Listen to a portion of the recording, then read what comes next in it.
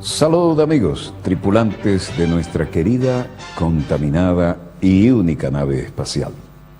La misma que desde la última vez que nos vimos por estos medios, donde quiera que se encuentren de ese lado del receptor, ha dado otra vuelta sobre su eje imaginario y por supuesto sigue generando acontecimientos en pleno desarrollo. Acontecimientos que tienen una lamentable continuidad en algunos aspectos, pero donde la lógica trae las consecuencias de que de aquellos polvitos vinieron estos barritos. Y el diminutivo no le quita dramatismo a la realidad que vamos a mostrar.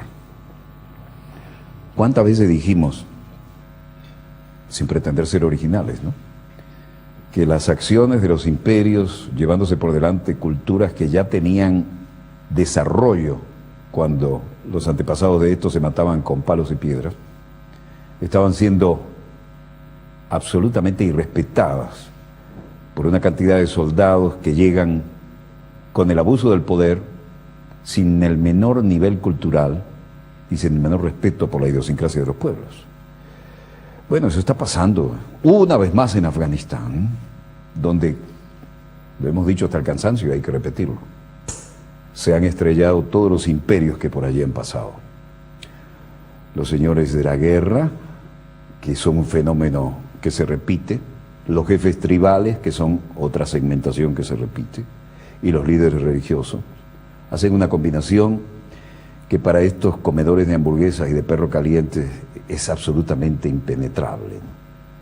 Y ahí vienen las consecuencias de la barbaridad de lo que está pasando ahora. El propio Karzai, que está allí y no lo estaría sin la ayuda de las potencias ocupantes, se encuentra ahora con que lo visitan la jefa de gobierno de Alemania, el ministro de Defensa de Alemania, aparece el señor León Panetta, que sería el equivalente al Ministerio de Defensa, el Pentágono de Estados Unidos, todo el mundo tratando de hacer control de daño. ¿Por qué? Porque el cuentito aquel de Huntington y el choque de civilizaciones parece como de costumbre y como siempre dijimos desde el comienzo de esa teoría, que si no la citabas quedabas mal, según algunos.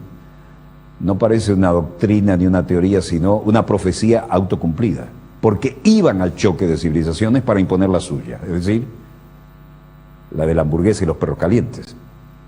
Veamos los acontecimientos en pleno desarrollo, porque es increíble la consecuencia de unos actos, la repetición de otros. Lo habíamos mostrado, hay que volver a mostrarlo. Primer desafío estúpido, fatal por sus consecuencias, causó muertes. Aquel soi-disant pastor de la ultraderecha de una iglesia que él mismo se inventó, como tantos otros en la Florida, y que dice que va a quemar un Corán. ¿Recuerdan ustedes, no? Bueno, aquel pastor quemó finalmente el Corán y dijo que él no era responsable de los muertos entre los soldados de las Naciones Unidas. De hecho, este caballero Terry Jones había anunciado que en su iglesia, a la que no iban muchos, que haría eso y lo hizo. Luego aparecieron estas fotos, ¿no? Soldados de la coalición estadounidense and Company, que no solo matan a los enemigos, sino que además orinan sobre sus cadáveres y se dan el lujo de tomar videos, y por lo tanto los infantes de marina que protagonizaron esto generaron otra brutal reacción. Eran del cuerpo de infantería de marina y dijeron que iban a investigar este video. Bueno, los resultados: más muertes, más reacción, más odio para los ocupantes, y el video muestra como un soldado graba a otros 4 que orinan sobre 3 cadáveres ensangrentados, presumiblemente talibanes, entre risitas y chistecitos. ¿Qué han dicho ahora los talibanes? Señores, ya no queremos dialogar ni con Karzai ni con los representantes de Estados Unidos. Y luego, para completar el panorama de la torpeza inaudita, viene la quema de varios ejemplares del Corán y otros elementos vinculados a las Sagradas Escrituras en una base de la más importante de Afganistán, en Bagrán. Resultado, hasta le disparaban bengalas con los helicópteros para ver si se calmaban. Aquí se mezclan el elemento patriótico con el elemento religioso, con el orgullo cultural, y no es lanzando bengalas desde helicópteros que los van a parar, que era lo que le quedaba, lanzar gases, ametrallarlos. Es una torpeza tras otra, insólito, y esos son los que dicen, vamos allá y nos involucramos, porque queremos, con nuestra superioridad tecnológica, y hasta aquí están usando apenas uno de supervisión, aunque tiene el radar en el máster, ¿no? Y después ponen a los voceros de los aliados a dar la cara, como Jacobson, que no era otro que un general, un oficial superior de las fuerzas alemanas. Ahora, eso tiene un costo político puertas adentro. Los aliados que los acompañaron en esta estúpida aventura también sufren las consecuencias y también tienen elecciones que ganar o perder. Resultado, tuvieron que venir a dar la cara soldados del más alto nivel de Estados Unidos, soldados del más alto nivel de Alemania, no faltaron tampoco los franceses, todos los que están involucrados en esta aventura dicen, ¿cómo es posible? Cuando estamos hablando de un cronograma para retirarnos, las cosas no hacen sino empeorar. La torpeza sumada a la incultura y sumada a la ignorancia, y permanentemente indignando a un pueblo que dicen, ¿a qué vienen estos de Occidente? Resultado, más matanzas. Y luego aparece este sargento que estuvo 3 rondas, 3 veces sirviendo en Irak, la cuarta la estaba haciendo en Afganistán, se levanta una mañana, un sargento de 38 años, con 2 hijos en Estados Unidos, y dice que va a matar gente, y entra en las casas de los civiles y mata más de 20, incluyendo mujeres, ancianos, niños. De nada sirvió cuando se iba a su día de campo que el señor Obama, desde su camioneta, no la limusina oficial, blindada, hablara por teléfono satelital con Karzai. Ahora el propio Karzai, que no da la cara, no quiere saber de nada de esto, ni siquiera recibió al secretario de Defensa, León Panetta, y dice, váyanse un año antes, váyanse en el 14. Este joven se hizo célebre porque era el llamado ladrón de los pies descalzos, pero lo que nos interesa es el abogado. El abogado que se hizo célebre como tal es quien va a defender a quien vemos en esta imagen de archivo, al sargento que ya lo han sacado de Afganistán, porque decían, lo único que falta es una poblada que entre en una base y lo quiera linchar.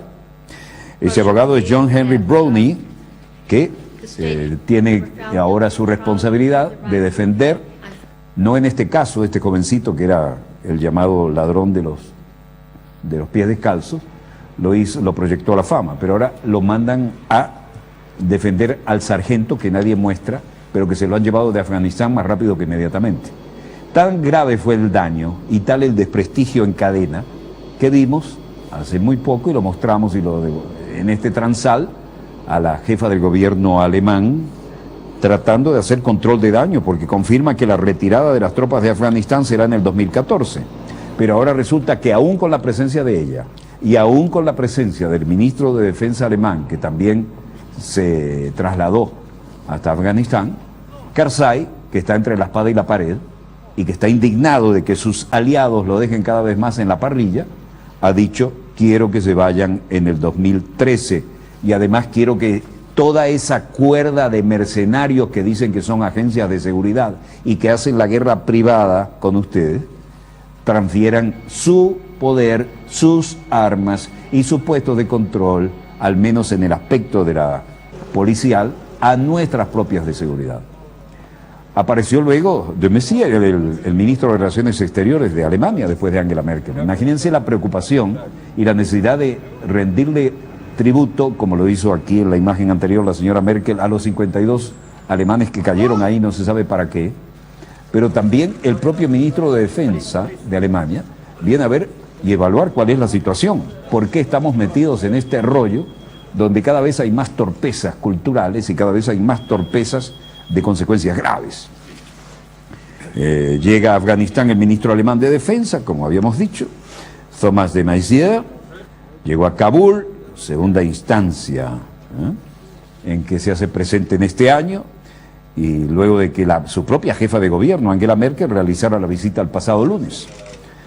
De Maizière coincidió en Afganistán, o casualidad, control de daño por todos lados, con su homólogo estadounidense, Leon Panetta, quien llegó también la mañana del miércoles, aunque la prensa alemana no había señalado si habría un encuentro entre ambos. Pero Leon Panetta, siendo el representante del Pentágono y de la mayor potencia ocupante, ni siquiera tuvo la oportunidad de aparecer en cámara con Karzai. Karzai está realmente ofendido y manda un mensaje a su propio pueblo. Se reunió con todo el mundo ante las cámaras, menos con Karzai, aunque habló de él y de su reunión.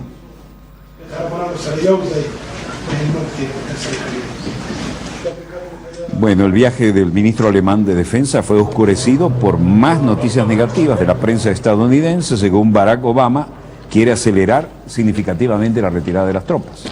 Pero vean esto, ahora las innumerables compañías que hacen mucho dinero contratando mercenarios tienen que entregar armamento y entregar puestos de control a la nueva policía, la Fuerza de Seguridad Interna que está creando Afganistán, con equipamiento obviamente occidental, aunque el armamento sea de origen soviético como ese AK-47.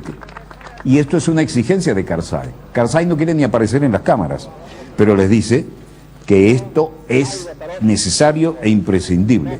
Transferencia de responsabilidades de las compañías de mercenarios que vienen junto con los estadounidenses a hacer millones con la guerra privada a las autoridades de Kabul.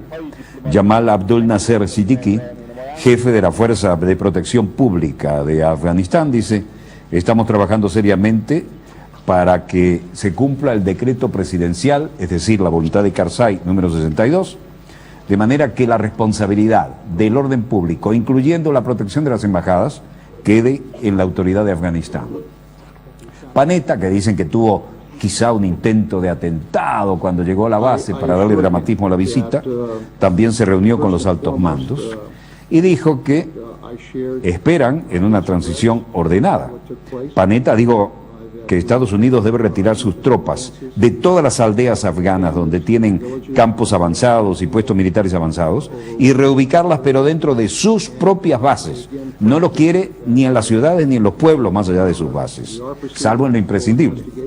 Y Leon Panetta hoy dejó su ropita de campaña, se vistió lo más civil que pudo y dijo lo que dice que habló con Karzai, pero Karzai no permitió imágenes. Dice: primero hemos compartido el sentimiento y las condolencias a los familiares de los civiles que murieron, después hemos hablado de cronogramas.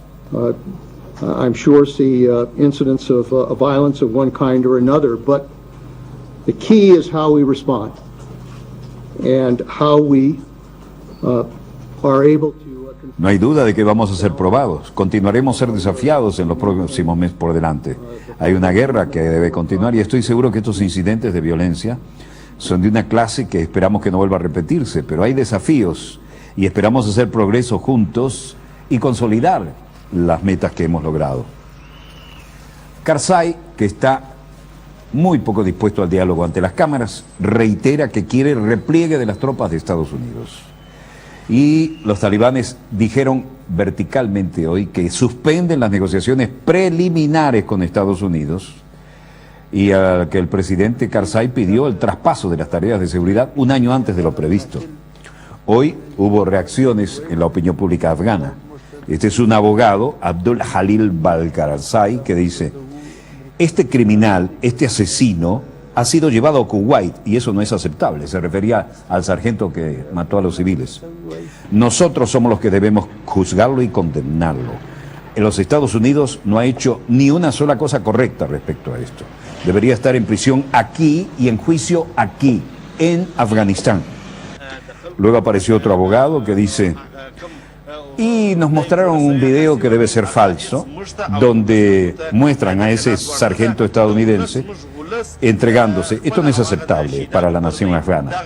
No para nosotros, no para las familias de las víctimas, no para nadie. Debió ser juzgado aquí en Afganistán. Y un comerciante de una tienda de electrodomésticos, Aaron Khan, dice: estos Estados Unidos cometen las más crueles atrocidades con los afganos. Vienen aquí, nadie los ha llamado, hacen lo que les da la gana, tienen un impacto negativo en la gente y en la nación afgana, y queremos al gobierno de Karzai que lo traigan aquí y que lo pongan en juicio aquí, no que se lo lleven a Kuwait como dicen que lo han hecho. Malestar y el peor momento después de tanto esfuerzo en las relaciones bilaterales. En todo el mundo árabe las cosas están muy movidas. En el primer aniversario del levantamiento en Siria, masivos actos de manifestación de apoyo al presidente Bashar al-Assad en numerosas universidades de Siria. Y aquí las tienen. Estos no son cámaras de aficionados con su telefonito, esto es enviado por la agencia Reuters. Manifestaciones pro Assad que marcan el primer año de la insurrección a la que por ahora no se le ven esperanzas y el presidente al-Assad parece consolidar una muy buena base de opinión pública ante las ONG apoyadas y armadas del exterior, tratando de aplicarle el mismo libreto que aplicaron en Libia.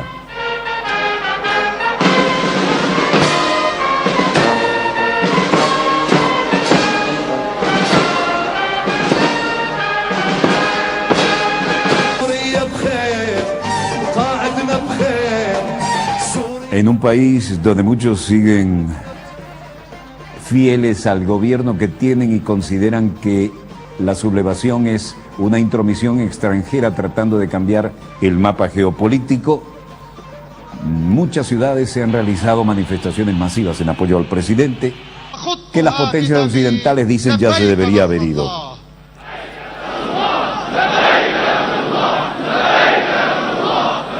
En el Líbano y en Homs, en Siria, manifestaciones, unos 20.000 sirios dicen estar refugiados en el Líbano, pero el líder de Hezbollah, Hassan Nasrallah, dice, debe parar el derramamiento de sangre. Lo que estamos viendo en televisión en los últimos días, no podemos sino condenarlo. Hay una masacre de civiles inocentes, hay que hacer valer la verdad del presente. Acusaciones de la izquierda y de la derecha van y vienen, esto no es fácil. Deberían prevenirse estas masacres en todo caso y prevenir que la sangre del pueblo no sea derramada en vano.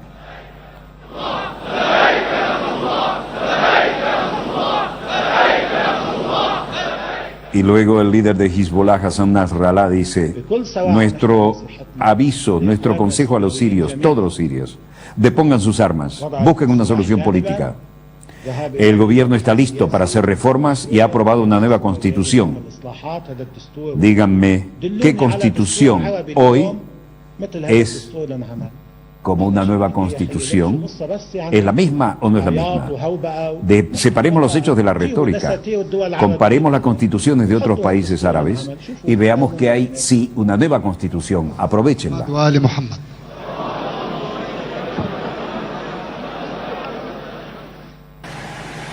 A todo esto, en el Cairo y en todas las zonas cercanas hay movilizaciones que tienen que ver con en mayor o menor grado, terremoto político que sacude las zonas de los pueblos árabes.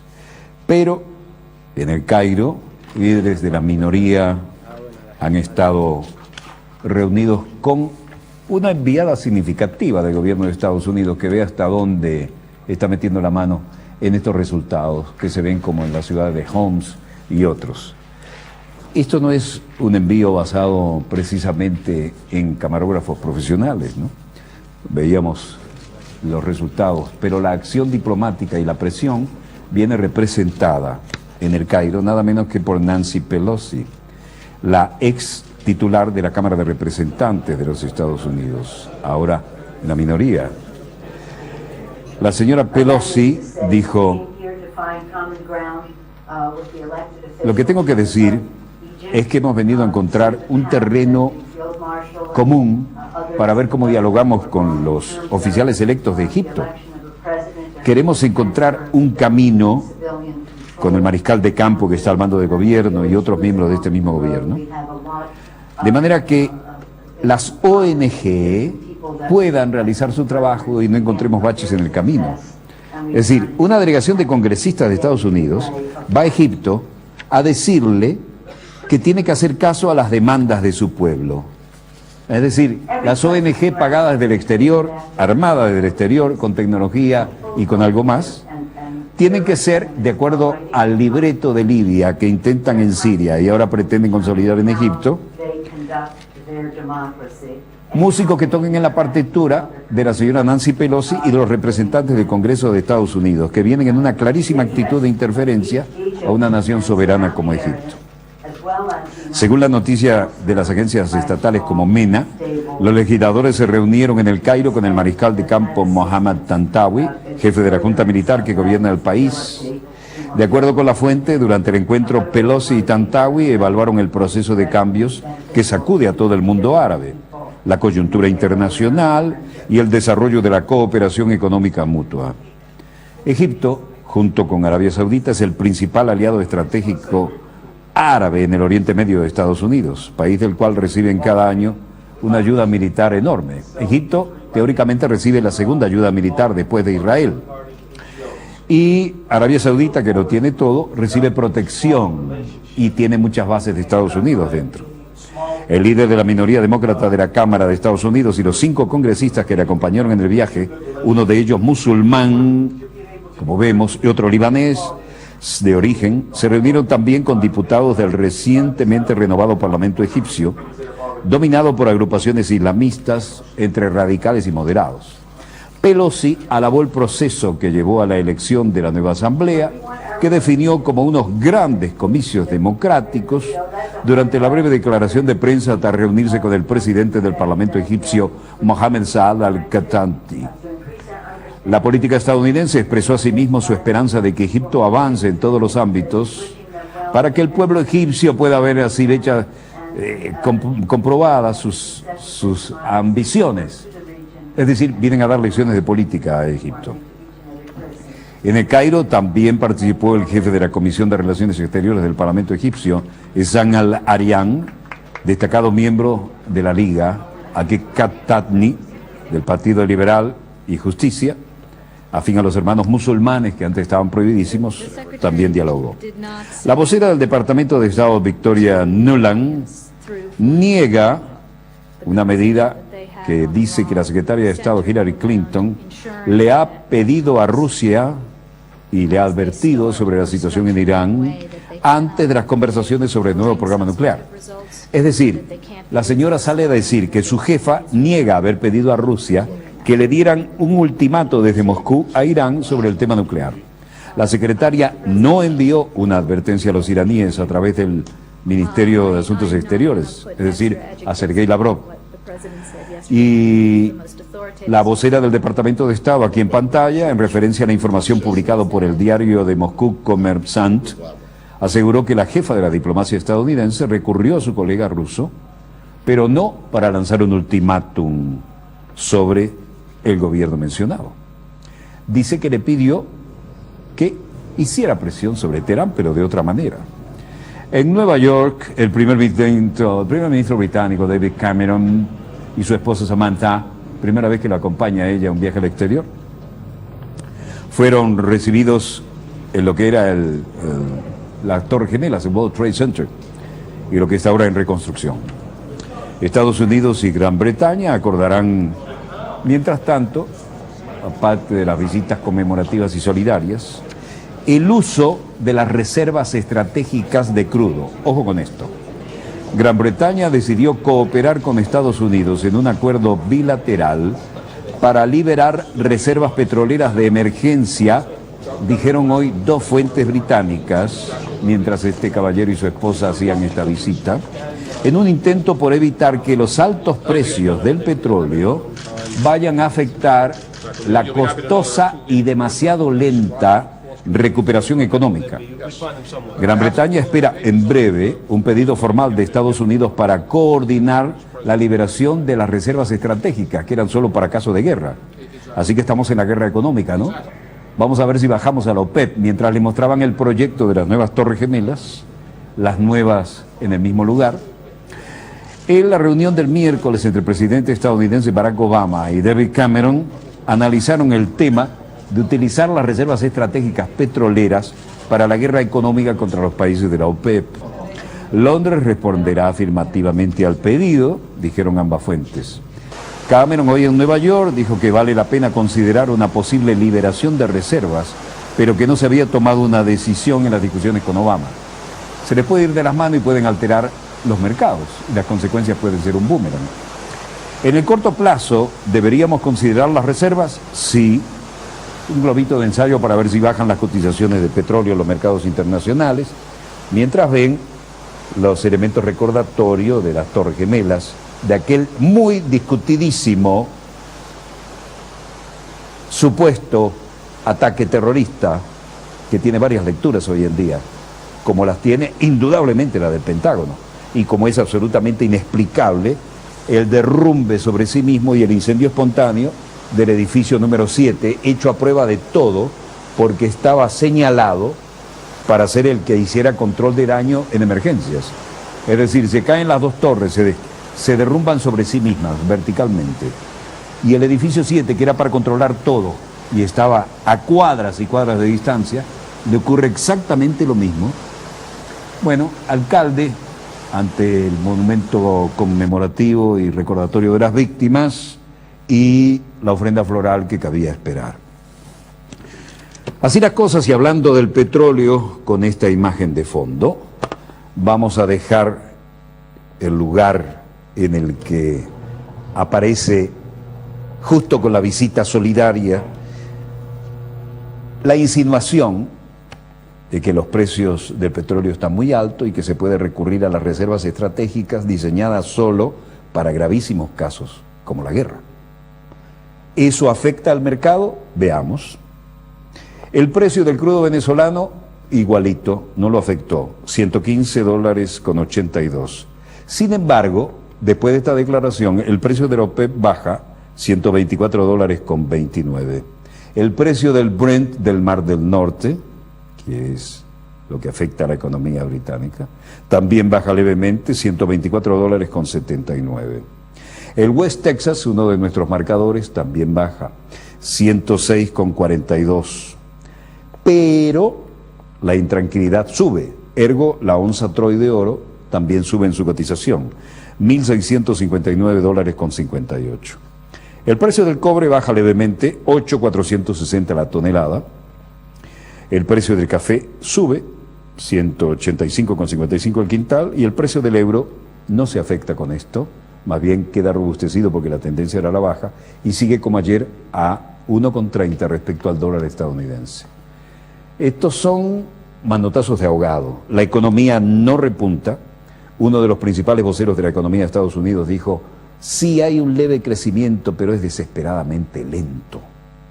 Y entonces ahora, esta jugadita con el petróleo, ¿no? Bueno, no tenemos tiempo para jugaditas, son horas exactas del corte. Volvemos de inmediato con más acontecimientos en pleno desarrollo.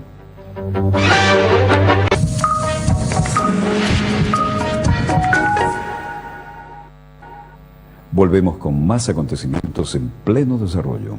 Y el tema, no por reiterado, es menos grave. La situación está planteada ahora en cómo se mantienen las apariencias y se sigue tratando de hacer funcionar los gobiernos, y esto nos lleva al panorama europeo. Es decir, el fantasma sí recorre Europa, y por supuesto lo está recorriendo a partir de Grecia, y no es el único país que ya está, no con las barbas en remojo, ¿no? ya está en el incendio, pero además la situación en Italia es similar, la de España es similar, no se sabe cuál va a caer primero. El presidente de Francia, que busca eventualmente su reelección, sigue peleándose con una pérdida de temperamento increíble cuando un periodista le hace una pregunta más o menos molesta. Pero en fin, 28.000 millones de préstamo, que es una especie de transfusión para una Grecia que por un lado recibe y por otro lado se desangra. Pero la clase trabajadora ya no cree en nadie.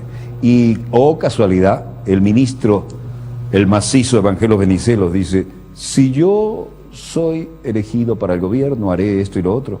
Después de aplicar el paquetazo neoliberal, ahora se somete ante la opinión pública con la presión de todos los interesados, como candidato. Bueno, ese es el cuento de nunca acabar. Grecia de mal en peor, aunque el Fondo Monetario Internacional aprueba el préstamo de 28.000 millones de euros para Grecia. Ahora son los médicos, las enfermeras, los abogados, los trabajadores del acero que protestan por el desempleo y los sueldos miserables. Médicos y enfermeras en sus uniformes, en sus batas blancas protestando.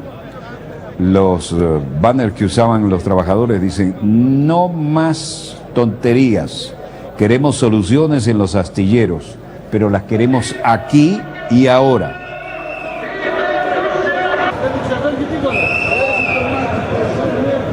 Los trabajadores de la industria de los astilleros, como Panagiotis Fragolis, de 38 años, dice: he estado trabajando en los astilleros desde que tenía 15 años. No hay ninguna otra cosa que yo sepa y pueda hacer si cierran los astilleros. ¿Y cómo me pueden obligar a vivir a mí y al país en un cambio que me llevaría ahora a conseguir otra profesión? ¿De dónde? Tenemos mucho que ofrecer, queremos trabajar y no nos preocupa tanto el dinero. Trabajo y un ingreso digno.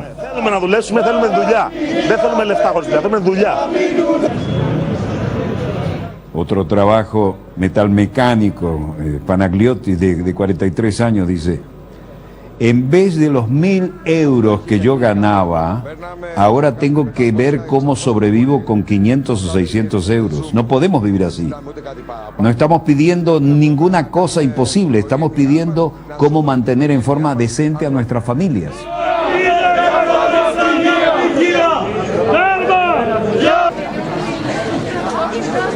Están disfrutando de las maravillas del neoliberalismo.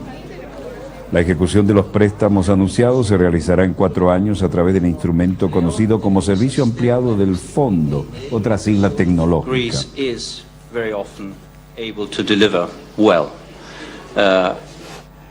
Bueno, aquí está el titular de la Comisión Europea de la Fuerza de Tarea para Grecia, Horst Reichenbach. Grecia es con frecuencia un país que hace las cosas bien.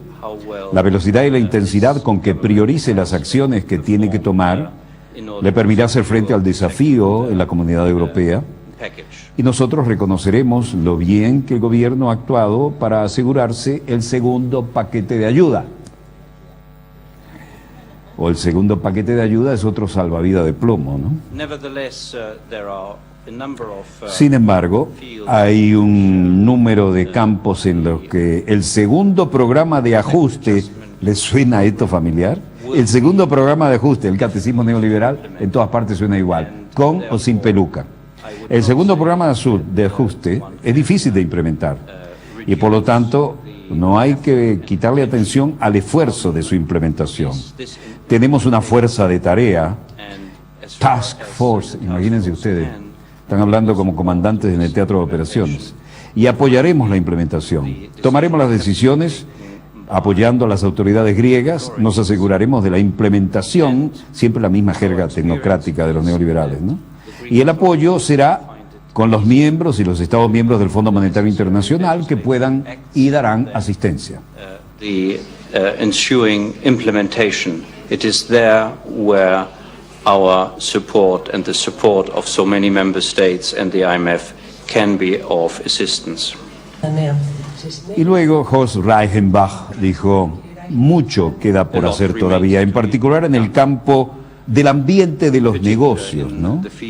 Hay muchas cintas rojas aquí, muchas barreras administrativas, mucho potencial para la reducción y mucha contribución al futuro económico de la actividad de Grecia, que sería enorme. Es decir, bájense los pantalones, eliminen todo lo que protegía su economía y entonces tendrán un futuro mejor. Facilitations of economic activity in Greece is enormous. Grecia ha hecho progresos en recaudar los impuestos atrasados y en aprovechar los fondos de la Unión Europea, pero debe hacer mucho más debe reducir la burocracia, es decir, voten empleados. Bueno, van a votar miles de miles. Y ahora el macizo Venizelos dice, hemos negociado, hemos ganado, este país ha mostrado que el Producto Interno Bruto, a pesar de su reducción, todavía está en su lugar, y que tenemos una deuda que no solo es viable, sino que es económicamente viable, pero la imagen de Grecia ha cambiado. Sí, claro. Los errores que hemos cometido, las omisiones que hicimos, sí, pueden ser diferentes ahora si combinamos elementos para hacer frente a las dificultades que son muy duras. Vamos a viajar a un territorio desconocido. Está inspirado hoy, ¿no? Después de cierto punto veremos cómo la correcta estrategia nos pone en el camino adecuado y esta estrategia nos brindará frutos que nos permitirá a la vez disfrutar de esos frutos. Και αυτό είναι πάρα πολύ σημαντικό. Είναι μια τομή στην εξέλιξη της κρίσης. Estamos de vuelta en la mesa de negociaciones sin buscar estratagemas. Y esto es muy importante. Esto es un cambio en el desarrollo de la crisis. La crisis no ha terminado, pero como lo hemos hecho antes, también haremos ahora frente a las dificultades. Debemos pasar 2012, que será un año difícil, luego 2013, que será un año de crecimiento positivo, pero tenemos que cumplir con diferentes condiciones. Bueno, lo que dicen acá es que las declaraciones del Fondo Monetario y todos aquellos que tienen vocería dicen que el Fondo Monetario aprueba los préstamos de 28.000 millones de euros para Grecia. Lo aprobó este jueves. Y 36.000 millones de dólares para Grecia como parte de los planes de rescate al país heleno, que incluye un desembolso inmediato de 1.650 millones de euros. Según indicó el fondo en un comunicado, el directorio ejecutivo aprobó la cuantía de los fondos propuestos la semana pasada por Christine Lagarde como parte de los recursos prometidos. Se lee, se retira y nadie más da la cara. Mientras Venizelos promete mantener los compromisos de Grecia, en Washington y en todas partes se preguntan hasta dónde va esto. Gary Rice, vocero del Fondo Monetario, había dado la noticia. Pero aquí los que están en tremendo problema en Italia son nada menos que los abogados, los que están en huelga y protestan contra el primer ministro Mario Monti por el paquetazo neoliberal de austeridad. Hanno un lavoro precario, sono sottoremunerati e le liberazioni selvagge peggiorano. El presidente de la Unión de Abogados, Mauricio De Tilla, dice: los abogados estamos pasando grandes dificultades. 230.000 de nosotros están fuera, 100.000 están sufriendo. Hemos encontrado una inseguridad absoluta en nuestros puestos de trabajo, estamos subpagados y la salvaje liberalización planificada compromete nuestra situación en lugar de mejorarla. Luego Mauricio De Tilla dice: Mahatma Gandhi era un abogado. Queremos hacer una protesta pacífica, silente, de buenos modos, en términos civilizados, pero tampoco podemos suponer que esto puede durar indefinidamente. Rosalía Gevolella, de Venecia, dice: la liberalización de la profesión de los abogados, bueno, podría salvar la economía va a volar. Esta idea ni siquiera vale la pena, no me vengan con eso. Ese enunciado no es válido. Nadie va a pensar en las consecuencias de la liberalización que hemos tenido. Esto está insoportable. Y en Francia las cosas no están mucho mejor. Incluso dejemos aquí a los abogados riéndose de la situación, al menos.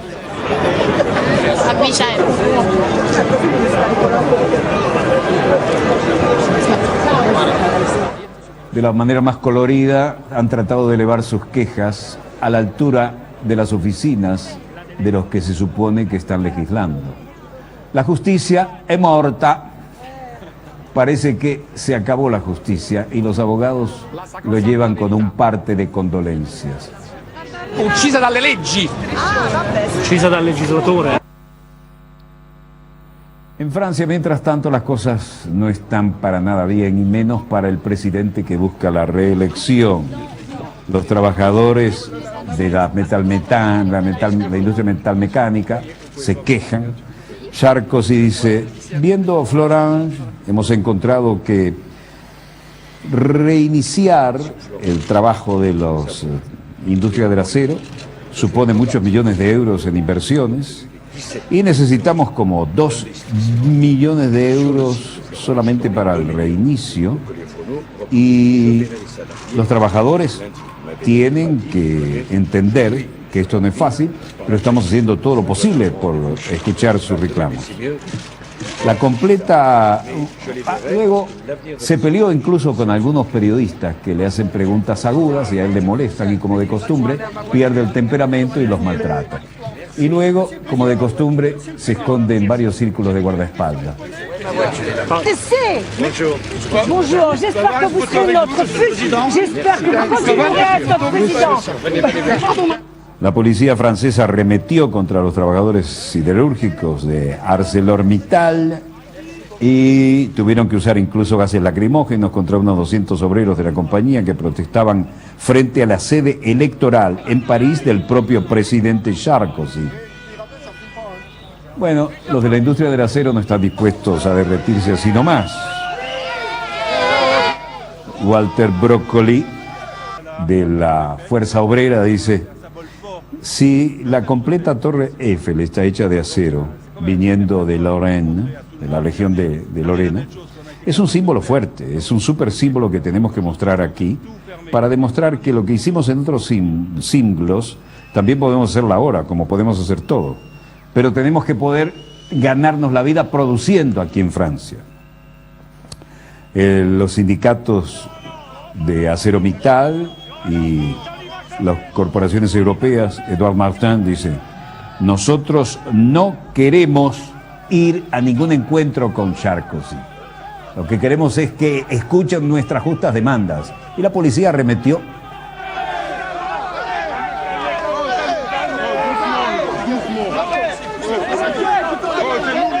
Quemaron bengalas, al final la policía tuvo que lanzar gases lacrimógenos. Nada bueno para Sarkozy buscando la reelección. Edouard Martin, que es el de la Junta Corporativa, gases de pimienta también, ¿no? No faltaron. Representante de ArcelorMittal dijo: no tenemos nada más que decir a este tipo, se refería al presidente, ¿no? Vinimos aquí para tratar de explicar nuestra situación. Vinimos como representantes de la industria del acero para mostrar la calidad de lo que producimos y decir que merecemos un trato más decente y respetuoso.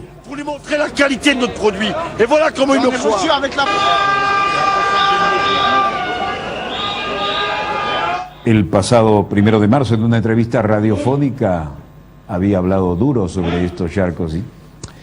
Bueno, Sarkozy vuelve a encararse con la prensa y llama imbécil a un reportero en un acto en plena campaña, ¿no? Ankara, Turquía. Un amigo de Venezuela, presidente Rafael Correa, recibido por su contraparte turca en una ceremonia de bienvenida con mucho frío.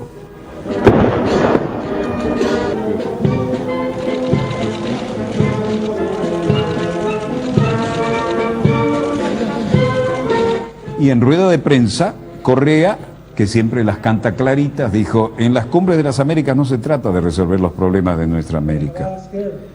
El gobierno analiza la participación de su país en la próxima cumbre a celebrarse en Cartagena el 14 y 15 de abril.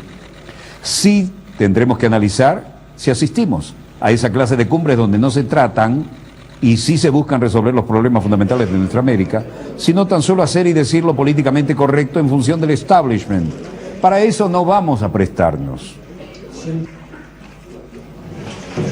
Ecuador, al igual que los países miembros de la Alianza Bolivariana de los Pueblos de América. ¿Por qué no participa Cuba por bloqueo, boicot de los Estados Unidos? Insisto, nosotros no somos enemigos de ningún gobierno. De hecho, yo viví 4 años, tengo 2 títulos universitarios de Estados Unidos, un país al que quiero mucho, pero actuamos en función de principios, que a estas alturas de la historia de la humanidad a este nivel de integración latinoamericana, aceptemos el bloqueo de un país por parte de otro, nos parece escandaloso, por decirlo menos.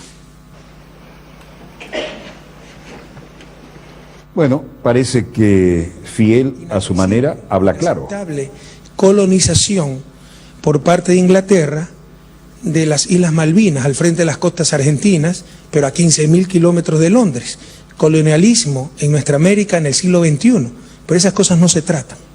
Las distancias sean muy largas, hemos podido acercar estos.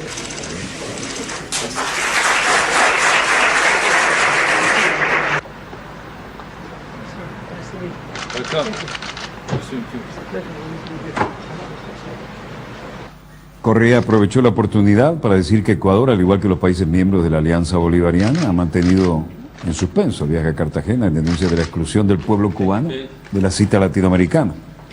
Reiteró su postura de no pretender ofender al anfitrión de la cumbre, el presidente Santos, y detalló que estos eventos están cargados de frases cliché, lugares comunes, loas a la democracia formal, votar cada cierto tiempo, pero no se tratan los problemas fundamentales, ineludibles e impostergables.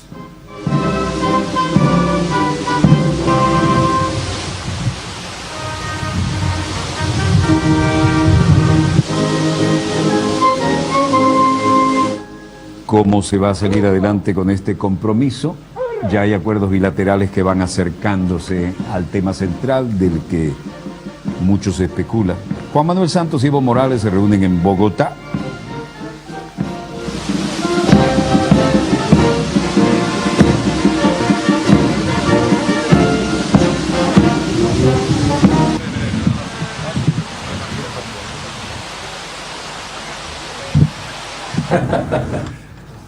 Aquí las cosas eran de temas que no podían dejarse de lado.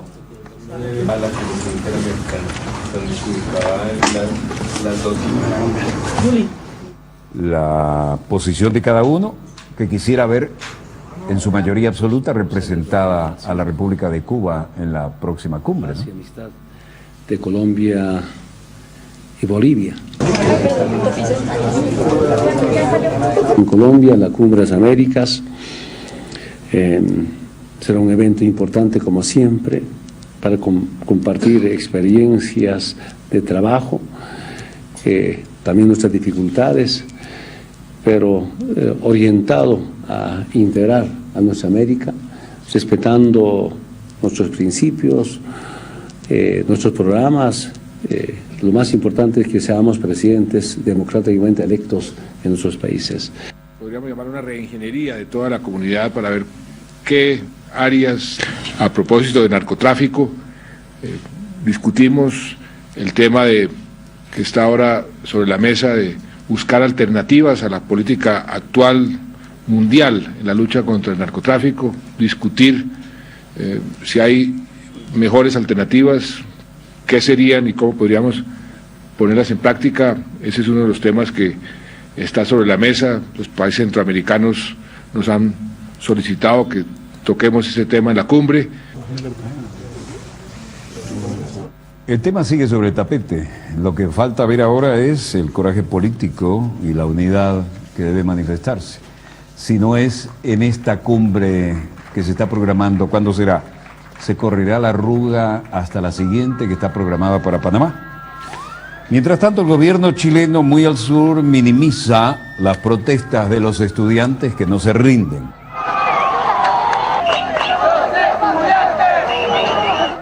El ministro de Educación de Chile, Harald Baer, señaló que los estudiantes manifestaron hoy para exigir mejoras a la educación y la gratuidad.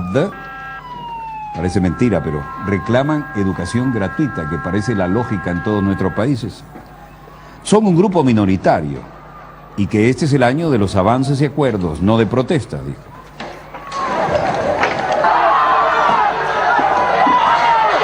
Son eventos aislados, dijo también, no coinciden con el espíritu de compromiso que he detectado en las escuelas de todo el país.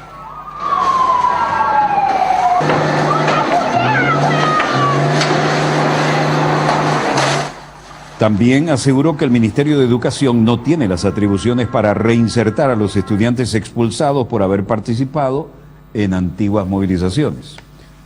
Pero en todo caso, hay que ver. Esta es la respuesta para un país donde se habla de progreso y de bienestar económico. Alan Gross sigue siendo noticia y el progreso tecnológico que traía consigo.